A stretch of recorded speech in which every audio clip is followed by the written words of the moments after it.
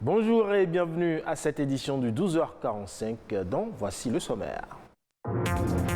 Ce 2 avril est dédié à la sensibilisation à l'autisme. C'est un trouble du développement qui a une incidence sur le système nerveux. Il agit sur la capacité à communiquer et à interagir. On en parle dans un instant. Une autre pathologie dont on parle dans cette édition est l'hypertension artérielle, un tueur silencieux qui peut atteindre l'être humain à tout âge. Un spécialiste nous donnera les signes annonciateurs pour éviter le pire. Enfin, de plus en plus de métiers dédiés aux femmes sont aujourd'hui exercés par des hommes. Roch Jossa a choisi de ne coiffer que la jante féminine. Son portrait à suivre.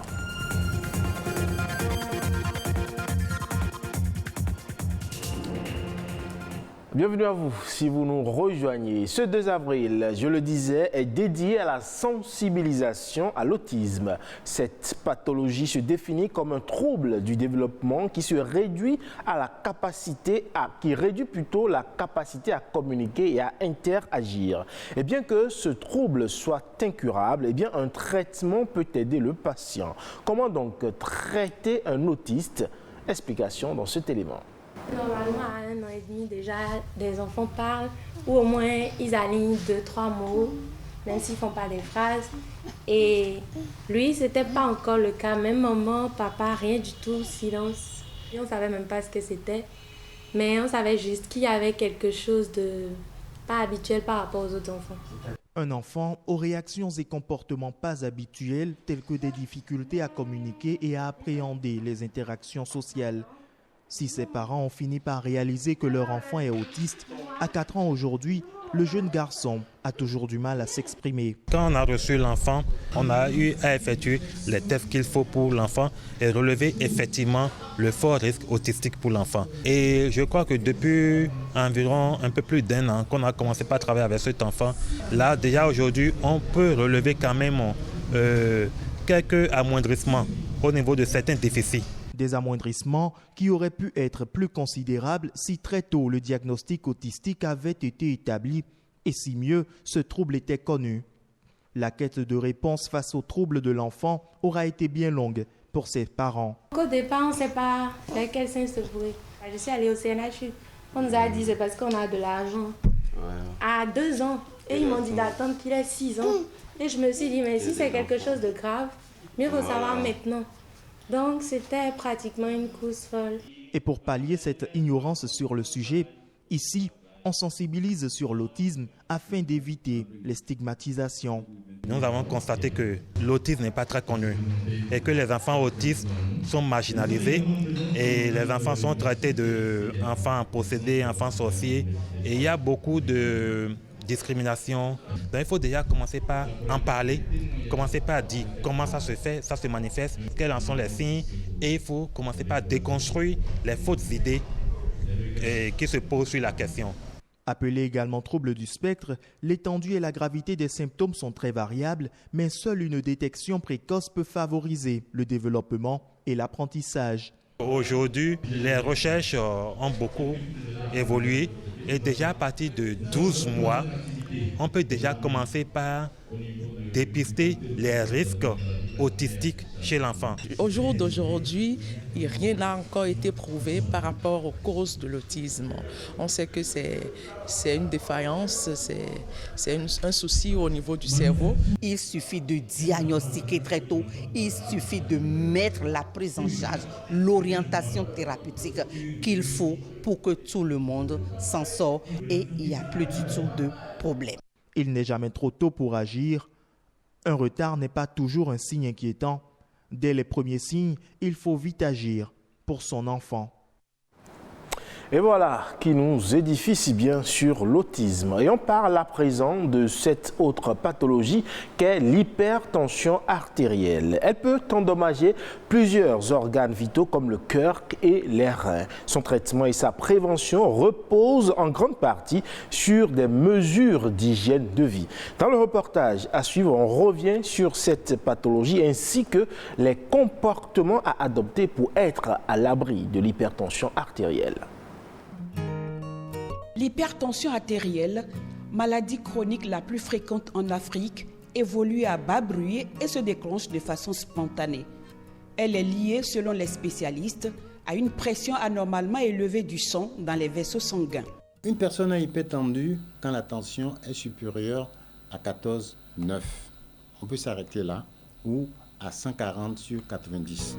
Elle constitue, lorsqu'elle n'est pas contrôlée, l'une des principales causes de complications des maladies cardiovasculaires ou neurodégénératives telles que l'infarctus du myocarde, l'accident vasculaire cérébral ou encore la maladie d'Alzheimer.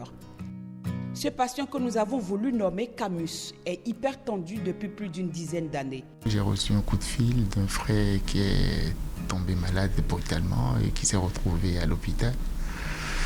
Et ça m'a fait un coup de choc. La suite, c'est des accélérations de rythme cardiaque, au point où le médecin qui m'a consulté m'a dit que c'est la tension qui vient de s'installer dans ma vie. Difficile d'y croire et pourtant Camus doit vivre avec cette maladie le restant de sa vie. Contrairement à Camus, cet autre désigné Voltaire est prédisposé. Il a un profil familial à tendance hypertensive. À la suite d'une succession d'événements douloureux, de décès, eh bien, le docteur m'a dit que ma tension était haute. C'est par la suite que j'ai interrogé mon frère et lui aussi dit qu'il est hypertendu.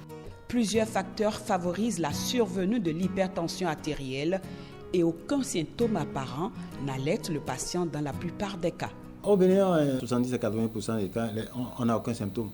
On s'ignore. Les causes, oui, mais il n'y en a pas. C'est un panier à crabe de causes. Il y a ceux qui sont obèses, il y a ceux qui vont manger trop salé, ceux qui sont sédentaires, il y a ceux qui ont des problèmes donc, de sucre élevé dans le sang, donc de graisse dans le sang. Il y a ceux qui sont tabagiques alcooliques. La dépigmentation avec les dermocorticoïdes chez les femmes, les oestroprogestatifs, quand on les prend. Oestroprogestatifs, là, c'est pour éviter la grossesse. Des mesures hygiéno-diététiques seules ou le plus souvent associées à un traitement médicamenteux permettent de normaliser la pression artérielle. L'hypertension artérielle, aussi virulente soit-elle, peut être prévenue.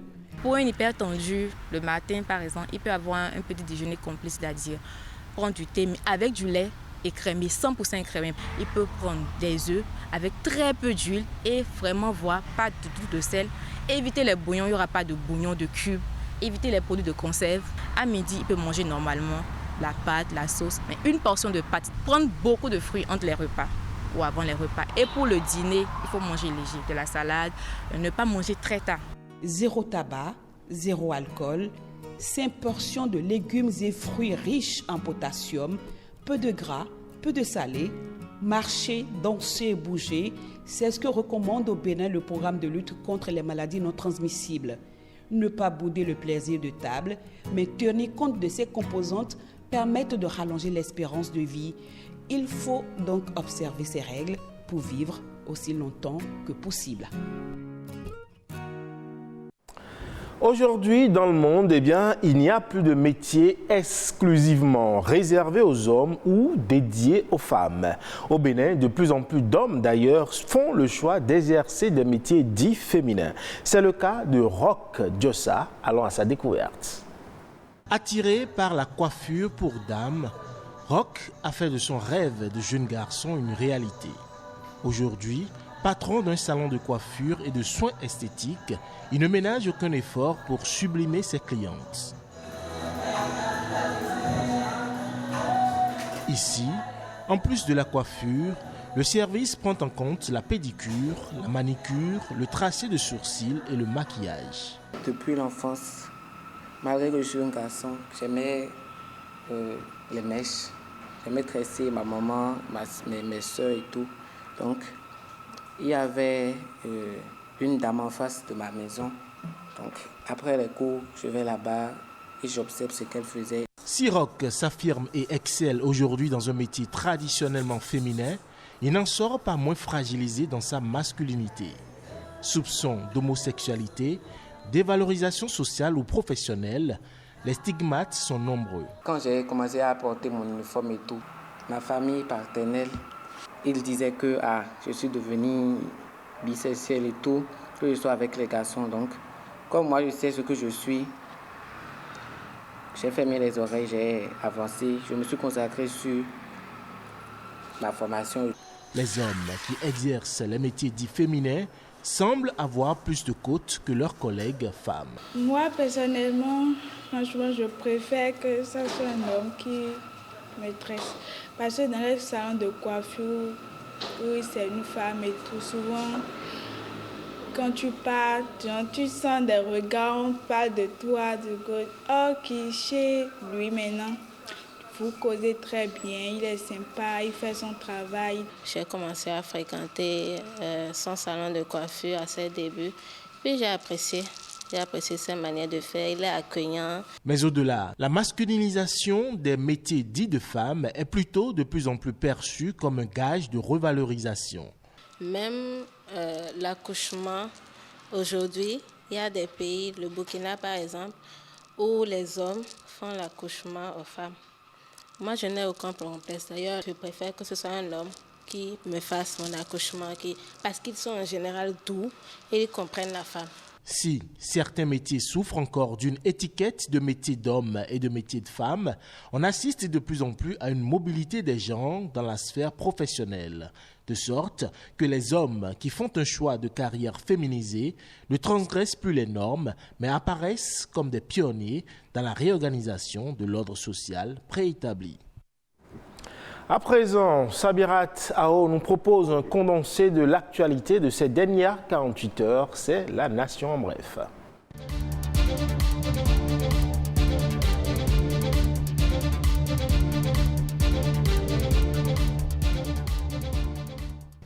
Les membres du cadre de concertation d'appui au PAG se sont réunis cette semaine à Paris pour réfléchir sur les forces, les faiblesses et les moyens d'atteinte de la réduction de la pauvreté au Bénin.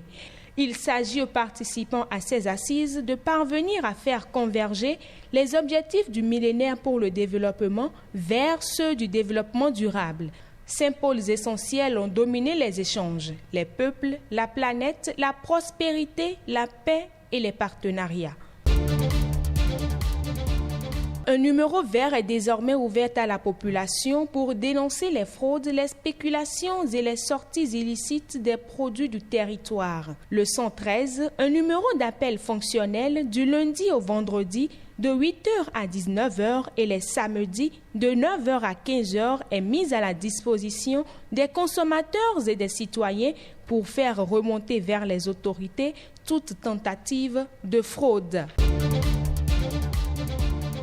Les conditions de la campagne de commercialisation 2021-2022 des noix de cajou sont définies depuis quelques jours. Au cours de cette campagne qui s'ouvre ce 1er avril 2022, pour s'achever le 31 octobre 2022, il a été convenu de poursuivre le respect des bonnes pratiques visant à garantir la qualité des produits et à éviter la concurrence déloyale sur le terrain. Le prix plancher retenu est de 350 francs le kilogramme. C'est une décision du Conseil des ministres qui oblige les ministres du Commerce et de l'Agriculture à veiller au respect des instruments de dosage. C'est bientôt la fin du calvaire occasionné par la pénurie en eau potable à Akpakpa. Il y sera bientôt réalisé des études techniques détaillées pour améliorer la desserte en eau potable. C'est également une décision issue du récent Conseil des ministres qui vise à combler le déficit de production en eau afin de soulager les populations de ce quartier et ses environs.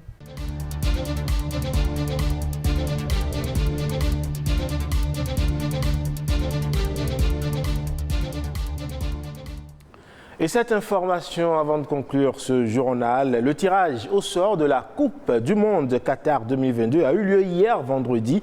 Les pays africains connaissent désormais leur poule. Le Sénégal, champion d'Afrique, se retrouve dans la poule A aux côtés du Qatar, des Pays-Bas et de l'Équateur. Le Cameroun, sorti 3e de la Coupe d'Afrique des Nations, figure quant à lui dans la poule G avec comme adversaire le Brésil de Neymar, la Suisse et la Serbie. Le Ghana, pour sa part, va jouer ses qualification 8e dans la poule H face au Portugal de Cristiano Ronaldo, à l'Uruguay et à la Corée du Sud. Quant au Maroc, dans la poule F, il sera face à la Belgique, à la Croatie et au Canada. Et pour finir, la 5e nation africaine, la Tunisie, sera face à la France de Kylian Mbappé, au Danemark et à un barragiste entre les Émirats arabes unis, l'Australie et le Pérou dans le groupe D. C'est donc tout pour ce 12h45 que vous pouvez retrouver sur le site de l'ORTB, le www.ortb.bj. Merci pour votre aimable attention. À bientôt.